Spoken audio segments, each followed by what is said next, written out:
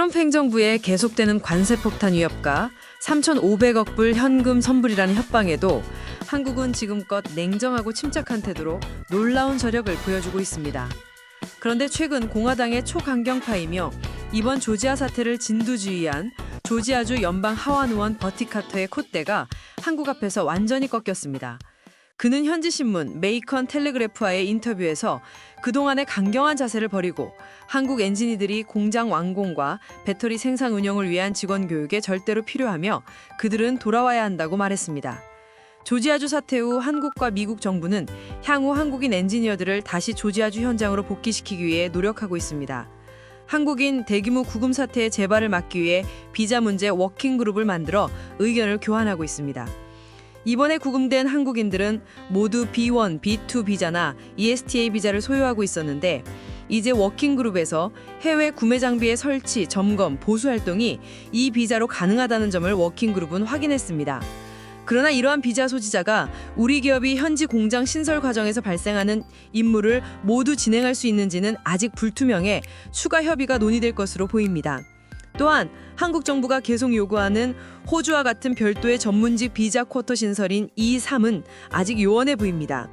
또한 미국은 주한 미 대사관의 비자 전담 창구를 개설하고 이달 말부터 운영한다고 발표하며 한국 엔지니어들의 빠른 복귀를 바란다고 밝혔습니다. 그러나 대부분의 한국 기업들과 직원들은 이것으로 부족하다며 H-1B 비자를 받아야 한다고 주장하고 있습니다. 한국인 전용 비자 신설은 미국 국회에서 10년째 계류 중인데 이번 기회에 신설될 수 있을지 귀추가 주목됩니다. 한국 기업들은 비자 요건이 분명해질 때까지는 엔지니어들을 보내지 않겠다고 다짐하고 있습니다. 트럼프 행정부가 전 세계를 대상으로 이뤄지고 있는 이른바 관세 폭탄은 지금 미국 내부의 부메랑으로 다가오고 있습니다. 7년 만에 연방정부는 10월 1일 다시 셧다운 사태에 즉 업무 정지에 돌입했습니다. 2026년 예산안 처리에 대한 공화당과 민주당 간의 의견이 좁혀지지 않으면서 필수 업무를 제외한 대부분의 연방정부 기능이 중단된 상태입니다. 이로 인해 해외에서 오는 미국 방문객들이 여행에 상당한 차질이 있을 것으로 보입니다. 또한 그랜드 캐년, 자유여신상을 비롯해 미 전역의 333개 국립공원이 잠정적으로 폐지됩니다. 트럼프 행정부는 이러한 연방정부의 셧다운으로 인해 공무원들의 대량 칼바람을 예상하는 가운데서도 이민성 주도로 이뤄지는 불법 이민자 단속에는 전혀 이상이 없다고 밝혔습니다. 이 가운데 트럼프가 추진하는 관세 폭탄이 결국 트럼프의 핵심 지지층이자 공화당의 텃밭인 미국 농가의 부메랑으로 뒤돌아 떨어졌습니다. 중국이 올해 미국산 대두 수입 계획을 전량 취소한 것입니다. 이로 인해 미국 대두 농가는 트럼프의 관세 정책에 분노하고 있다는 소식입니다.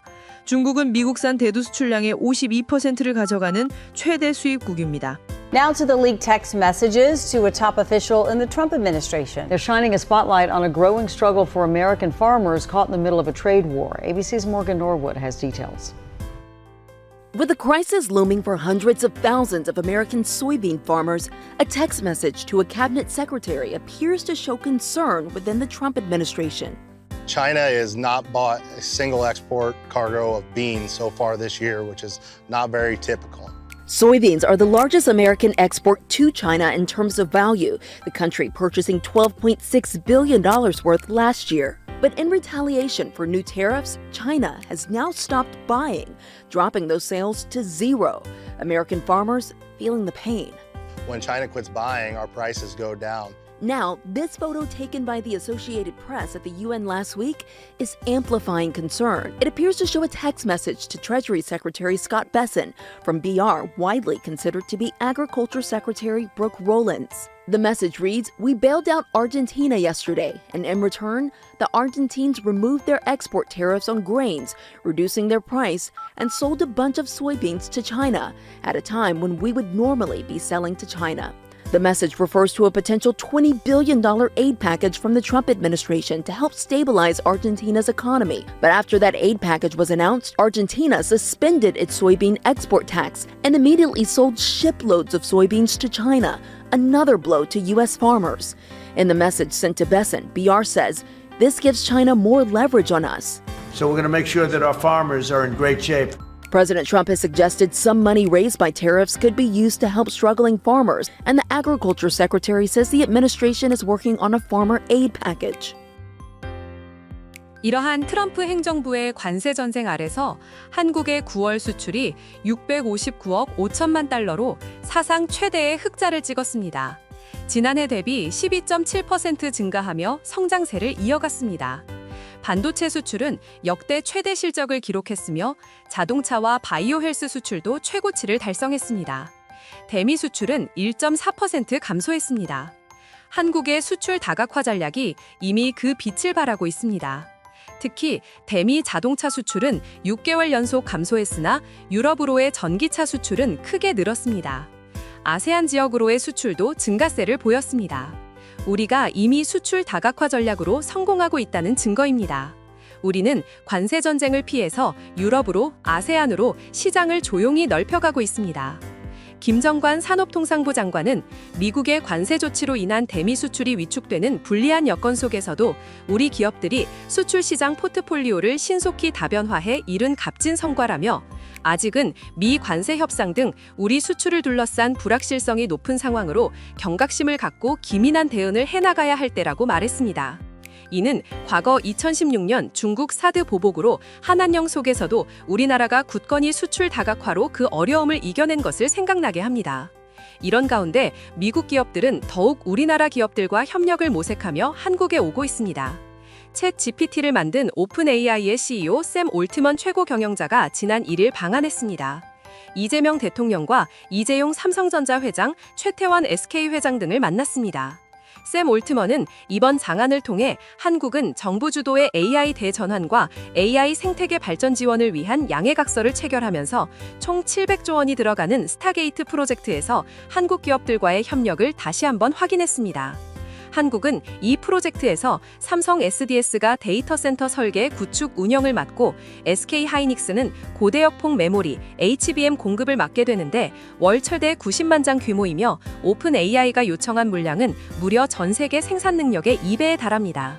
이러한 물량을 안정적으로 감당할 수 있는 기술력과 공급망을 보유한 곳은 전 세계에서 단 몇 개사에 불과합니다. 그런데 삼성전자와 SK 하이닉스가 전 세계 메모리 시장의 HBM 시장에서 79% 점유율을 차지하고 있으니 샘 올트먼은 한국과의 협력을 무시할 수 없습니다. 트럼프는 모든 나라는 미국에서 공장을 지으라고 위협하고 있으나 오픈 AI는 세계 어느 국가도 갖추지 못한 인프라가 되어 있는 한국에서 데이터 센터를 짓고 있습니다. 이러한 빅픽처는 이재명 대통령이 유엔 총회 참석을 위해 미국을 방문 중이었던 지난달 블랙록의 CEO인 레리 핑크와 회동을 통해 구체화되었습니다. 양측은 한국을 아시아 태평양 지역의 AI 수도로 만들기 위해 대규모 투자와 협력 방안을 논의했습니다. 특히 블랙록은 한국의 AI 센터 설립과 재생에너지 기반의 하이퍼스케일 AI 데이터 센터 구축을 제안하며 향후 5년 동안 아태 지역의 AI 및 재생에너지 전환을 위한 대규모 투자를 준비할 계획입니다. 블랙록은 최대 자산운용사로 한국에 수십조 원 규모의 투자가 예상됩니다. 또한 이번 회담을 통해 한국 정부와 블랙록은 AI 산업 글로벌 협력을 위한 양해각서를 체결했습니다. 이번 샘 올트먼이 가지고 온 글로벌 AI 프로젝트, 일명 스타게이트에서 한국 기업들의 협력, 그리고 우리나라가 아태 지역의 AI 수도가 되는데 큰 기여를 할 것입니다. 또한 블랙록의 투자는 우리나라가 더 이상 트럼프의 관세 압박에서 시원하게 벗어나 세계 속에서 미래의 AI를 주도하는 국가로서의 비전을 구체화시킬 것입니다. 한편 미국이 관세 폭탄을 통해 걷고 있는 세금들이 어디에 쓰일까 하는 의문이 드는 가운데 트럼프는 그중 일부는 내년부터 국방력 강화에 쓰일 것이라 언급했습니다. 그는 9월 30일 군 지휘부와의 회의에서 중국과 러시아의 핵 능력을 언급하며 이들이 미국을 추격하고 있다고 경고했습니다. 트럼프는 핵 업그레이드와 군비 증강의 필요성을 역설하며 내년 군사력 증강을 위해 1조 달러, 한화로 1,400조 원을 투입할 계획을 밝혔는데 특히 미 해군은 최소 19척의 군함을 증강할 예정이며 이 수치는 더 늘어날 수 있다고 합니다. 그러나 그도 밝혔듯이 현재 미국의 군함 건조 능력은 한국의 도움 없이는 중국의 절대 열세입니다. 따라서 미국은 세계 최강의 조선 건조 능력이 있는 한국의 도움으로 군함을 생산해야 하며 구매해야 합니다. 이러한 상황에서 한화오션에서 인수한 미국 군함을 건조 납품하는 필리조선수 인수, 그리고 한미 정부 차원에서 진행 중인 일명 마스가 프로젝트는 한국에서 둔 신의 한 수가 된다는 점을 다시 한번 확인시켜 주었습니다. 트럼프가 관세로 걷고 있는 돈이 결국은 한국으로 들어올 수 있다는 얘기가 됩니다. 이러한 국제 상황은 위기가 아니라 우리에게 기회로 다가오고 있습니다. 조현 외교부 장관은 지난 8월 한미 정상회담에서 논의한 안보 분야 합의 내용이 큰 틀에서 합의를 보았으며 이달 중 발표될 수 있다고 밝혔다고 했습니다. 국방비와 원자력 협정 개정이 그 골자입니다. 그러면서 방위비에 대한 무리한 인상은 없는 것으로 파악되는데 이는 조산업의 협력을 염두에 둔 결과라 생각됩니다. 무엇보다 중요한 것은 원자력 분야에서의 협정입니다.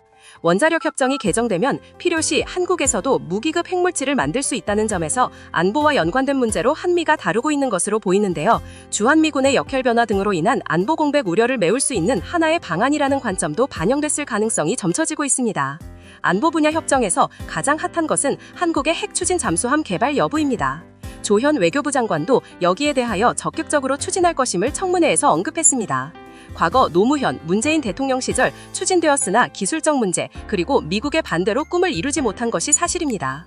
그러나 이제 소형 모듈 원자로에 관한 기술적 문제도 어느 정도 해결되었고 미국의 입장도 많이 유연해지고 있기 때문입니다. 미국과의 무역협정이 다소 교착 상태에 빠져 있는 것도 사실이나 한국은 오히려 미국으로부터 반도체와 자동차 수출을 늘리면서 이전 어느 때보다 더 많은 투자를 받아내고 있으며 더 나아가 수출 다변화까지 모색하고 있습니다. 한국이 자동차, 반도체, 조선, 그리고 여기에 AI까지 선도에 선다면 그 누구도 우리를 우습게 보지 못할 것입니다. 이상 감동튜브였습니다.